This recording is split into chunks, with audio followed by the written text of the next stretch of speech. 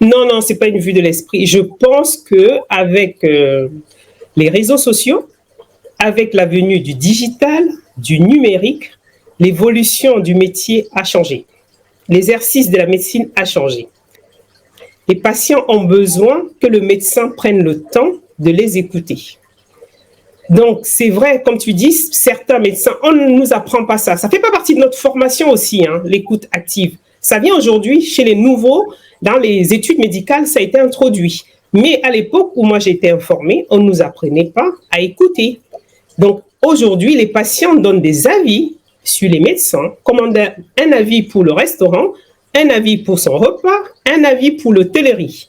Donc, je pense qu'aujourd'hui, les médecins doivent écouter ce que les patients disent et nous avons du travail à faire. Nous devons être de plus en plus à l'écoute de nos patients.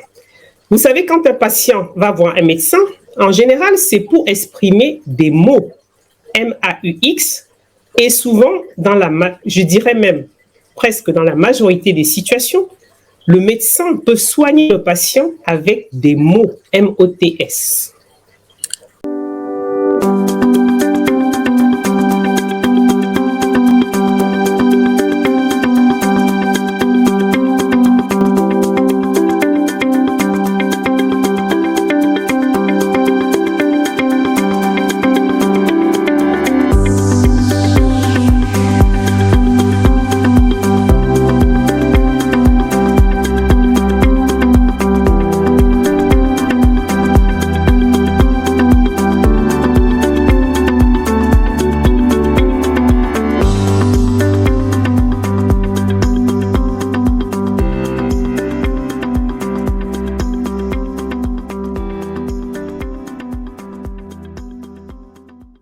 Bonjour et bienvenue à notre émission Diaspo Soutien Santé, notre rendez-vous qui est consacré aux questions de santé. On a l'habitude de dire que toute personne bien portante est un malade qui s'ignore. Alors, il est bien important de parler de cette question-là et également, bien sûr, d'avoir avec nous des professionnels qui pourront nous éclairer sur des questions assez cruciales qui concerne la santé en général et en général la spécialisation. Ça peut être des questions de cancer, ça peut être des questions de médecine générale, ça peut être des questions alimentaires et également sur la nutrition et la petite enfance. Alors, ce nouveau programme de Diaspo Interaction va sûrement vous faire plaisir. Nous avons aujourd'hui avec nous Dr Juliette Chembou, qui est gastro-entérologue et spécialiste en cancérologie digestive. Elle exerce à Chambray-les-Tours en France, au pôle santé Léonard de Vinci. Bonjour, docteur. Bonjour, Françoise. Bonjour à tous les auditeurs. Je suis heureuse d'être parmi vous et d'être présente. Merci d'être sur notre plateau aujourd'hui. Nous espérons que ensemble nous allons pouvoir éclairer nos téléspectateurs sur un certain nombre de questions concernant la médecine générale. Alors, la thématique d'aujourd'hui, c'est comment choisir son médecin de famille. Alors, c'est vrai que vous êtes spécialiste et on va peut-être commencer par parler un petit peu de votre parcours. Pourquoi avez-vous choisi le métier de médecin? Désir d'enfance? Alors, je vais vous surprendre avec la réponse. Pourquoi j'ai choisi le métier de médecin? Je pense que c'est l'opportunité qui s'est offerte à moi à ce moment-là. C'est pour cette raison que j'ai choisi le métier de médecin. À ce moment-là, c'était le métier qui s'offrait à moi dans une certaine logique, dans une certaine facilité. J'avais déjà des cousins qui étaient inscrits en médecine en France.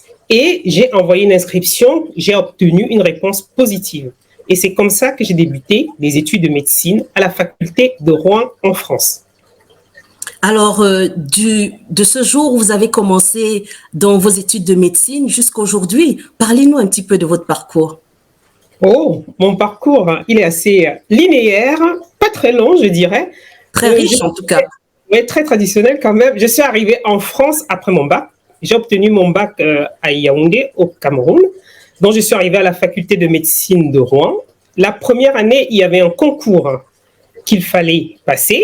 On était environ 400 candidats et il y avait 5 admis. Donc, j'ai travaillé avec persévérance et j'ai eu le concours d'entrée en deuxième année de médecine après le premier passage. Après les études, il fallait choisir si on voulait faire de la spécialité ou devenir médecin général. Pour faire une spécialité, il fallait encore faire un concours, le concours d'internat, que j'ai passé et que j'ai obtenu. Et c'est comme ça que je suis devenu médecin spécialiste. Une fois que tu as le concours, tu choisis si tu vas faire une spécialité ou alors si tu deviens médecin général. Alors, est-ce que ça veut dire que vous n'avez donc pas exercé comme médecin généraliste avant de devenir spécialiste en gastroentérologie? À titre personnel, je n'ai jamais exercé en tant que médecin généraliste. Puisque j'ai eu mon concours d'internat, j'ai débuté ma spécialité immédiatement à la fin de mes études, à la fin de ma 6e année de médecine. Alors, pourquoi le choix de la gastroentérologie? Alors, j'ai choisi la spécialité de gastroentérologie parce que c'est une spécialité où il y a de la polyvalence. C'est assez transversal. On peut choisir de s'occuper que des maladies du foie, par exemple. On peut choisir de faire que de la clinique. On peut choisir de s'occuper que des maladies de l'anus, comme les hémorroïdes. On peut choisir de faire que de la nutrition. Et on peut aussi choisir de faire que de l'endoscopie. L'endoscopie, ce sont les actes qui se font au bloc opératoire quand on va regarder grâce à des caméras l'intérieur du tube digestif, soit au niveau de l'estomac ou au niveau du côlon. Mais on peut aussi choisir de faire une activité mixte, c'est-à-dire la clinique et l'endoscopie. C'est à cause de cette polyvalence que j'ai choisi cette spécialité. Effectivement, je pense que les questions d'estomac et de nutrition sont très, très importante et les personnes en général, quel que soit leur statut, que ce soit des enfants, que ce soit des personnes adultes, ont souvent, et même les personnes, les aînés, ont souvent en fait des problèmes avec leur estomac et leur tube digestif. Donc, je pense que vous avez sûrement beaucoup de choses à faire, docteur. Alors, dans la pratique, quelle est la différence entre un médecin de famille et un spécialiste? Alors, la première différence, un médecin de famille est un médecin généraliste. Donc, il n'est pas spécialiste. Médecin spécialiste, ça veut dire médecin qui est spécialisé dans les pathologies liées à un organe.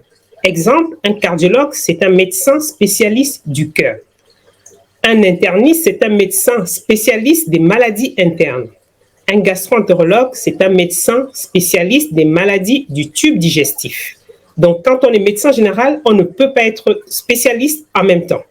Un médecin généraliste, c'est un médecin qui va être le premier lien avec le patient, qui va faire l'interface entre le patient, l'hôpital, la clinique ou le médecin spécialiste.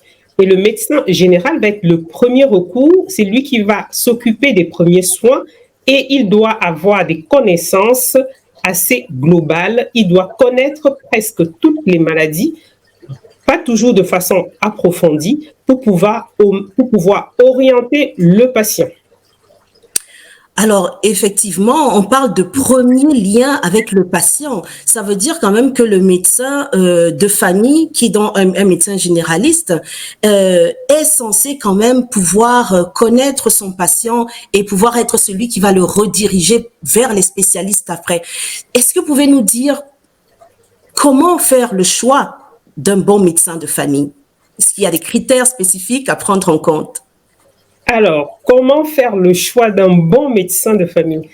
D'abord, je vais préciser que la relation patient-médecin de famille est très importante. C'est une relation qui doit aller dans les deux sens. Vous devez faire confiance à votre médecin de famille. Pour ce qui est des critères de choix, ça dépend de plusieurs arguments. Un exemple, on sait aujourd'hui que la disponibilité des médecins est variable en fonction des continents, en fonction du pays, en fonction de la région où on se trouve et en fonction même de la ville. À mon sens, le premier critère de choix serait la proximité. Il est important de choisir un médecin qui habite près de chez vous. D'autant plus quand on a un âge dans les extrêmes, c'est-à-dire la jeune enfance ou la personne âgée. À mon sens, c'est le premier critère. Le deuxième critère, pour moi, serait l'attention, l'écoute que ce médecin vous apporte. Parce qu'il est important que le patient se sente compris, se sente entendu, se sente aidé. Parce que quand on va chez le médecin, c'est parce qu'on a des inconforts et on attend une réponse à ses plaintes. Ça, c'est les 2 premiers critères. D'accord. Alors ici, on parle donc de proximité et également d'écoute. Alors, mais la proximité, ça veut dire donc vous devez quand même chercher un médecin qui se trouve peut-être dans les 2 ou les 3 kilomètres maximum. En tout cas, 5, c'est déjà beaucoup peut-être. Oui. De sorte que lorsque vous avez un malaise, vous avez un problème, vous puissiez commencer par là. Alors, exactement. Est-ce qu'il faut privilégier le médecin de famille aux urgences? C'est-à-dire, par exemple, quand vous avez un problème, vous vous levez un matin, vous avez un enfant qui saigne du nez, par exemple. La première chose que vous faites, c'est quoi? Est-ce que vous l'amenez aux urgences ou vous allez sur le médecin de famille? Alors, il faut dissocier déjà ce qu'on appelle urgence. Il y a 2 types d'urgence en médecine qui ne sont pas très bien connus. Il y a l'urgence selon la médecine, selon les médecins. Il y a l'urgence ressentie par le patient. L'exemple que tu viens de donner, un enfant qui saigne. Pour le médecin, ce n'est pas urgent. Mais pour la famille, pour la maman, pour le parent, c'est très urgent parce que le sang, ça fait toujours peur. Pour le médecin, tu peux appeler ton médecin généraliste qui va pouvoir te donner des conseils pour les premiers soins. Mais en tant que parent, tu vas être angoissé et tout de suite, tu vas prendre la voiture pour aller aux urgences.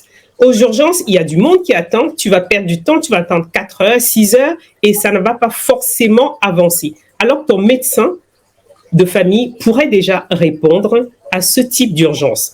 Mais quand il s'agit d'une urgence vitale, je m'explique, un malaise cardiaque, une perte de connaissance, un AVC, là, on se dirige directement sans attendre vers le service d'urgence ou alors on fait appel au service d'urgence. D'accord. Alors, bon, effectivement, les urgences peuvent varier. Mais alors, est-ce qu'un médecin de famille doit connaître particulièrement ses patients? C'est-à-dire, il y a des personnes qui choisissent souvent d'avoir pour médecin de famille peut-être un médecin qui a traité des proches, qui peut-être a été conseillé par des amis. Est-ce que vous pensez que c'est une bonne idée de choisir en fait un médecin qui connaissent peut-être des patients que vous connaissez, c'est-à-dire des proches, et dont vous pensez que vous pouvez leur faire confiance? Alors, je pense que aujourd'hui, sur recommandation, comme vous dites, ça peut être des proches, de la famille, on peut aller voir un médecin. Pour ce qui est de la confiance, c'est quelque chose qui s'installe après. Donc, on peut choisir son médecin aussi sur recommandation, ou alors parce que c'est un médecin qui est disponible, qui va vous assurer un suivi, ou alors en raison du tarif de la consultation. Il faut qu'on en parle. Le prix de la consultation peut aussi déterminer, peut aussi être un critère de choix de votre médecin.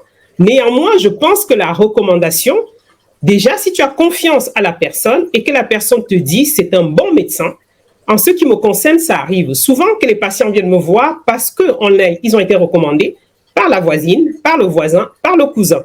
Je pense que vous pouvez faire confiance à la personne qui vous recommande ce médecin et aller vous faire votre propre expérience aussi.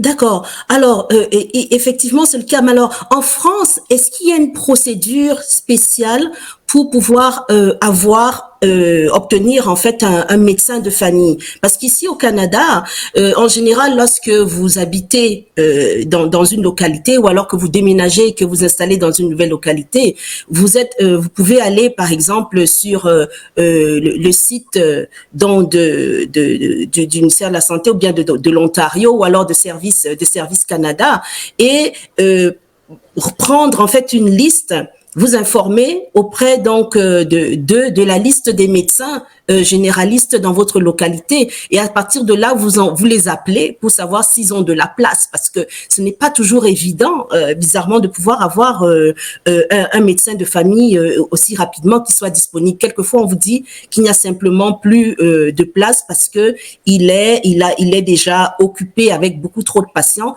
et vous devez au fur et à mesure continuer à chercher jusqu'à en trouver un. Quelle est la procédure en France? Alors, en France, il n'y a pas vraiment de procédure. Néanmoins, comme tu l'as dit, aujourd'hui, l'offre de soins est en déséquilibre partout où qu'on soit dans le monde. Que ce soit au Canada, en France ou en Afrique, il n'y a pas assez de médecins par rapport aux besoins de la population. C'est pour cela, quand tu arrives dans une région, l'idéal, tu vas sur Google, même en France, tu tapes les médecins généralistes, tu appelles, l'un après l'autre pour savoir celui qui peut encore prendre de nouveaux patients. Souvent, quand les patients déménagent, il y en a qui gardent leur ancien médecin, mais ils ont la difficulté, lorsqu'ils ont un besoin, d'aller le voir puisqu'il faut faire de la route. Mais tu peux aller voir un médecin sans toutefois qu'il soit ton médecin déclaré référent. Il y a deux choses. Il y a le médecin référent et le médecin que tu vois en consultation. Ton médecin référent, c'est celui que tu vois régulièrement, que tu as déclaré auprès des organismes sanitaires, et il y a le médecin que tu peux voir en cas de besoin si ton médecin n'est pas disponible. Donc, le médecin que tu déclares, c'est le médecin qui va être référencé. Néanmoins, tu dois chercher, parce qu'il n'y a pas toujours des médecins disponibles. En revanche, quand tu ne trouves pas, tu peux aussi en France t'adresser au Conseil de l'ordre des médecins, qui est l'organisme qui gère la profession médicale, qui va pouvoir te donner des informations sur les médecins, par exemple, nouvellement installés. Parce que les médecins nouvellement installés sont encore plus disponibles. Alors, vous étiez en train de parler tout à l'heure des tarifs. Oui. Comment est-ce que cela fonctionne? Parlez-nous un peu des tarifs, parce que vous savez, en général, que ce soit dans les pays européens ou que ce soit en Amérique, la plupart des personnes ont leur carte santé, la carte ORIP, et ne savent pas forcément quel est même le tarif, parce que, bon, c'est défalqué directement et c'est payé par le gouvernement, sauf par exemple justement pour les soins dentaires ou certains autres soins spécialisés, et par exemple les soins oculaires également. Alors, comment ça se passe pour les tarifs dans la médecine générale? Alors, je vais commencer par dire que la médecine a un coût comme tout besoin. Donc ça, il faut qu'on l'admette. C'est vrai que la majorité des personnes ne connaissent pas les tarifs des consultations, des coûts des examens médicaux. Alors, il faut savoir, c'est une profession qui est quand même réglementée. Donc, que ce soit en France comme dans certains pays francophones en Afrique, l'ordre de médecins a fixé, ou alors souvent ça peut être des ministères de la Santé, fixe des tarifs maximum pour les consultations, que ce soit chez le médecin généraliste ou chez le médecin spécialiste. En revanche, il peut y avoir des conventions pour certaines spécialités où des médecins peuvent choisir d'avoir des honoraires libres. Néanmoins, dans notre profession, nous avons le serment d'Hippocrate qui nous dit que nous devons fixer nos tarifs avec tact et mesure. Donc, c'est réglementé. Il y a des tarifs imposés que nous devons suivre. Et lorsque nous dépassons ces tarifs, nous devons faire attention que ce soit quand même proportionnel au niveau de vie des patients. D'accord. Alors, vous n'allez pas nous donner des chiffres, si on a bien compris. Ou alors, des chiffres. Ce serait trop insisté de demander des chiffres? Non, des chiffres. Je vais vous donner des chiffres en euros. Les tarifs par la Sécurité sociale en France aujourd'hui, la consultation de médecine générale, le règlement est de 25 € remboursable si tu es une mutuelle à 100%. Pour le spécialiste, la première consultation est de 55 €. Et pour le suivi après, c'est 30 €. Mais le spécialiste qui n'a pas choisi d'être conventionné, qui n'a pas signé une convention avec les organismes, il est capable de fixer les tarifs à 100 € la consultation, 90 € la consultation, et tu es remboursé en fonction de la mutuelle que tu as choisie.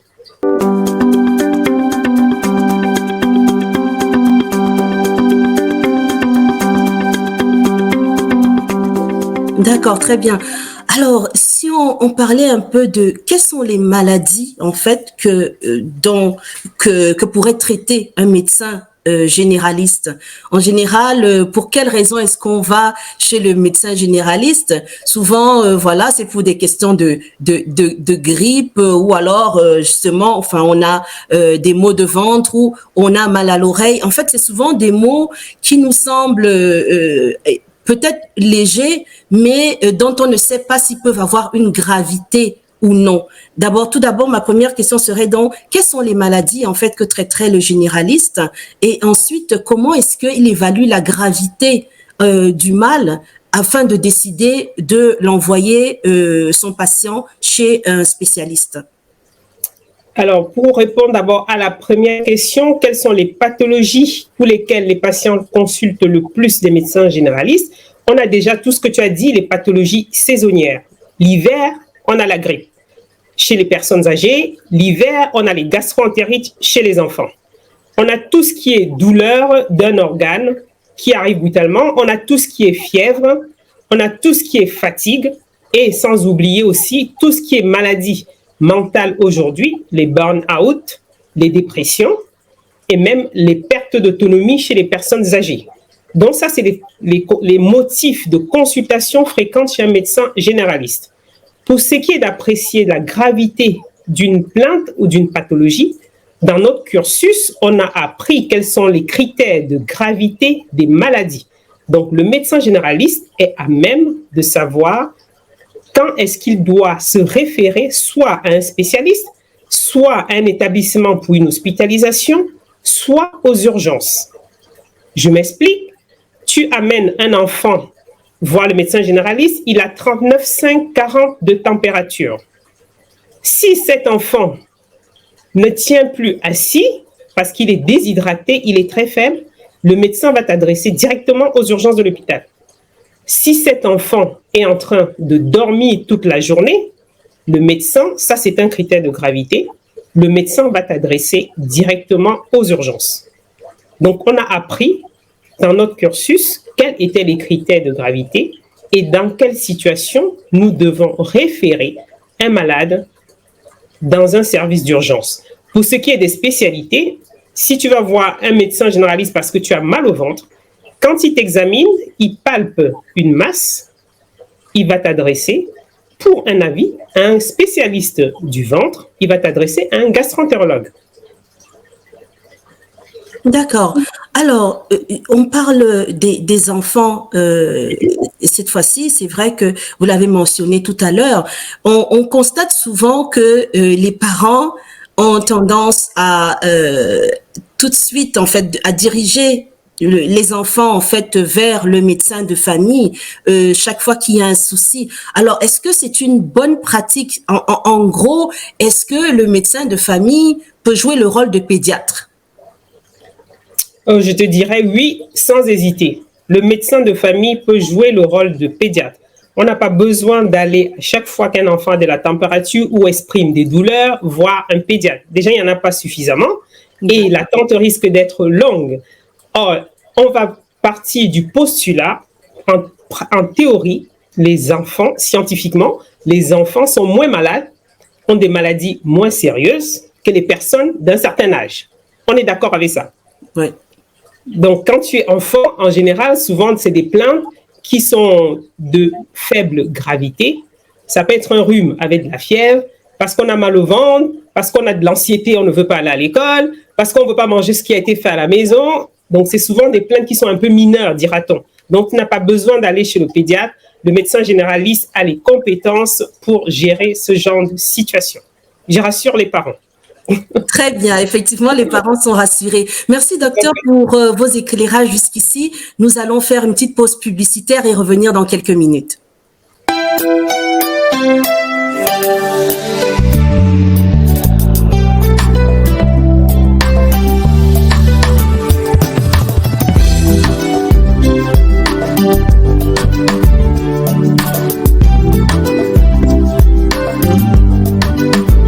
Bienvenue sur le plateau de Diaspo Soutien Santé à nouveau. Nous rappelons que nous avons avec nous aujourd'hui Dr Juliette Chiembou, qui est gastro-entérologue et également spécialiste en cancérologie digestive et qui nous parle aujourd'hui donc de médecin de famille, de médecine générale et comment choisir son médecin de famille. Alors, bienvenue à nouveau sur notre plateau, docteur. Merci, bonjour à tous, bonjour aux auditeurs et je suis heureuse d'être parmi vous. Alors, pour résumer un petit peu, jusque-là, nous avons donc parlé de comment choisir son médecin de famille, mais également, sur la dernière note, nous avons dit que médecin de famille peut également jouer le rôle de pédiatre parce que il est habilité donc à consulter les enfants, surtout pour les pathologies légères et également les soigner. Alors, j'aimerais que nous parlions un peu maintenant de vaccination. Alors, le médecin de famille est-ce que c'est lui qui peut faire les vaccinations? Dans d'autres pays, comment ça se passe? C'est que souvent il y a des centres, on prescrit les vaccinations et on va dans un centre de vaccination comme le centre Pasteur pour faire les vaccinations aux enfants. Mais en Amérique, souvent avec que ce soit les bébés ou même jusqu'à 5, 6 ans ou parfois même 8 ans, les médecins généralistes ou alors les pédiatres peuvent faire les vaccinations aux enfants. Comment ça se passe en France et est-ce que voilà, c'est normal ce process? C'est un process qui me paraît normal. L'organisation en France est un peu différente, mais ça se rejoint. Les médecins, on peut faire des vaccins dans 3 situations chez le pédiatre. Si on a l'habitude d'amener son enfant chez le pédiatre, parce qu'il faut quand même un suivi du carnet vaccinal. Chez le médecin généraliste, si c'est lui qui a l'habitude de suivre votre enfant, parce qu'il faut, comme je le redis, surveiller le carnet vaccinal. Et la 3e situation en France, c'est dans les centres de santé, où la vaccination peut être faite soit par une puéricultrice, soit par une infirmière, mais c'est sous la responsabilité d'un médecin. Dans les 3 situations, il n'y a pas de souci, ils sont habilités à faire des vaccins. Et la responsabilité, elle est médicale. D'accord, très intéressant. Alors, il est reproché parfois en Amérique aux médecins de famille d'être un petit peu expéditifs. C'est peut-être un petit peu polémique de dire ça, mais les spectateurs qui en parlent, des personnes en général. Alors, qu'en est-il en France et qu'est-ce que vous en pensez en général? Parce que ça peut être également juste une vue de l'esprit. Non, c'est pas une vue de l'esprit. Je pense que avec les réseaux sociaux, avec la venue du digital, du numérique, l'évolution du métier a changé. L'exercice de la médecine a changé. La relation patient-médecin a changé. Et les patients ont besoin aujourd'hui qu'on les écoute. Les patients ont besoin que le médecin prenne le temps de les écouter. Donc, c'est vrai, comme tu dis, certains médecins, on ne nous apprend pas ça. Ça ne fait pas partie de notre formation aussi, l'écoute active. Ça vient aujourd'hui chez les nouveaux, dans les études médicales, ça a été introduit. Mais à l'époque où moi j'ai été informée, on ne nous apprenait pas à écouter. Donc, aujourd'hui, les patients donnent des avis sur les médecins, commandent un avis pour le restaurant, un avis pour son repas, un avis pour le télérie. Donc, je pense qu'aujourd'hui, les médecins doivent écouter ce que les patients disent et nous avons du travail à faire. Nous devons être de plus en plus à l'écoute de nos patients. Vous savez, quand un patient va voir un médecin, en général, c'est pour exprimer des mots, M-A-U-X, et souvent, je dirais même presque dans la majorité des situations, le médecin peut soigner le patient avec des mots, M-O-T-S. Tout à fait. Et c'est très intéressant ce jeu de mots. Alors, la manière dont le médecin soigne le patient, parfois également, on peut être dans des situations de crise qui font qu'il n'est plus capable de prendre soin ou alors de prendre en charge comme ça se faisait auparavant. Alors, on vient de passer une période assez difficile avec la Covid, 2 années de pandémie où les médecins souvent les médecins de famille se sont sentis vraiment submergés, stressés et sous pression. Alors, comment est-ce que vous avez vécu cette période-là? Est-ce que vous connaissez des médecins de famille qui l'ont vécu? Comment est-ce que ça s'est passé pour eux? Est-ce que ça a changé quelque chose par rapport à ce que nous faisons aujourd'hui? Je dirais que ça a été une période, je ne vais pas le cacher, qui a été difficile. On a été surpris. Et il a fallu réagir. Nous sommes aussi des hommes comme les autres, nous sommes des humains avec nos émotions. Donc, il y a eu parmi les médecins certains qui ont fait des dépressions. Il y a des personnes qui ont abandonné la profession. Et donc, tout ça nous a permis à réfléchir. Aujourd'hui, nous devons aussi apprendre à prendre soin de nous, apprendre à prendre du recul. Je pense que quand on est débordé, quand on n'y arrive plus, il faut savoir lever le pied comme dans toute profession. À ce qui me concerne particulièrement, je sais par exemple, si j'ai fait de l'endoscopie le matin, je fais du bloc de 8h à 13h, je vais faire une grande pause avant de reprendre mon activité de consultation l'après-midi. Je peux faire 2 heures de pause avant de reprendre les consultations. On doit apprendre aussi à se préserver et à se protéger mentalement. Effectivement. Alors, si il vous arrivait donc de comparer, c'est-à-dire entre le médecin spécialiste et le médecin généraliste, lequel des deux vous semble submergé? Lequel des deux me semble submergé? Je pense que les médecins, pour être sincère, les médecins généralistes sont plus submergés que les médecins spécialistes.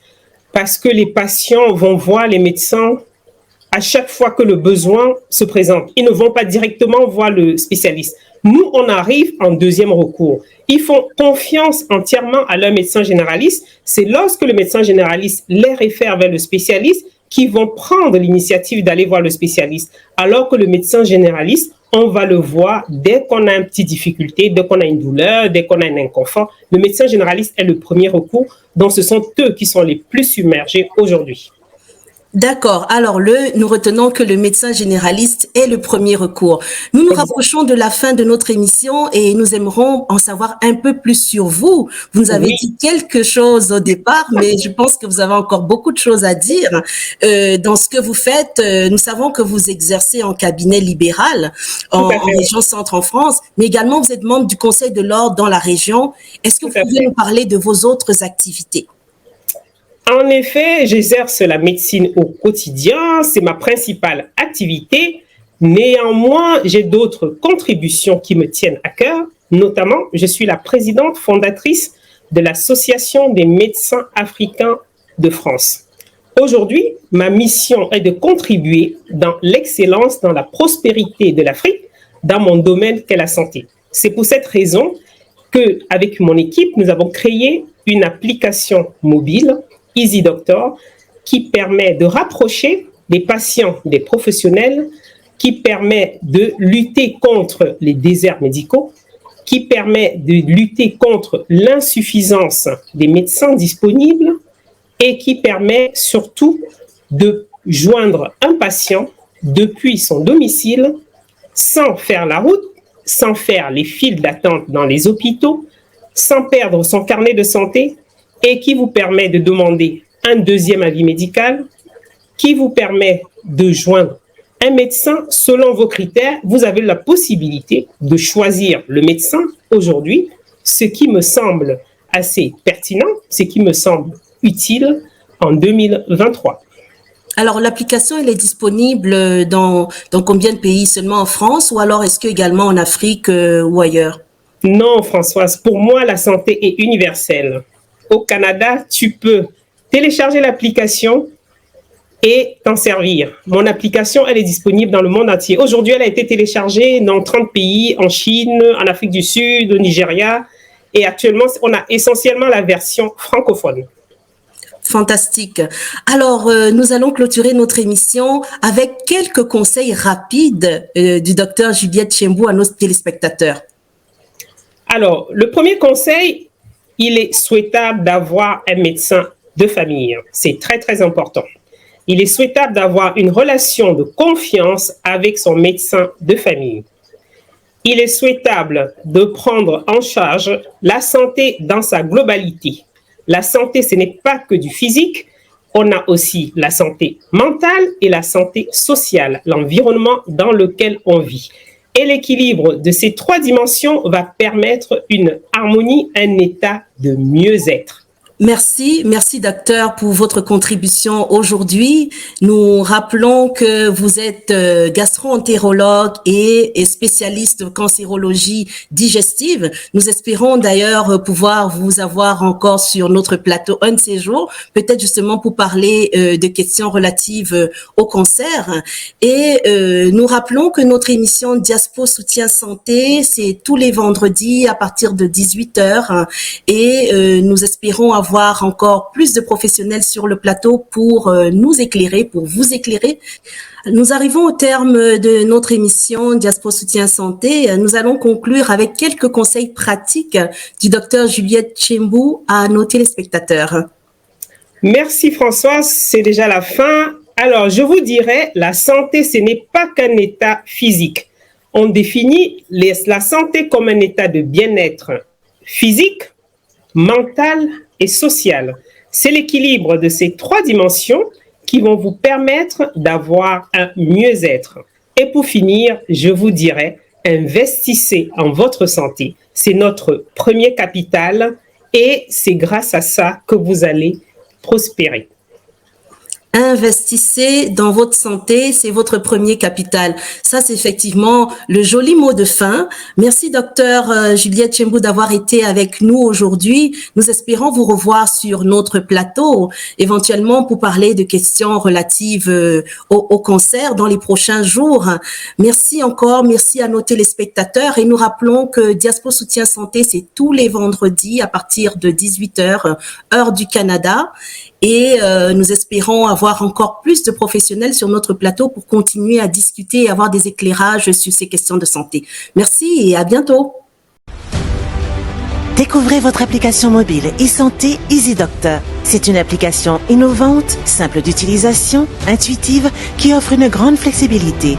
Équivalent à un cabinet médical mobile, elle s'adapte aux besoins du médecin qui peut consulter partout et vous facilite l'accès aux soins.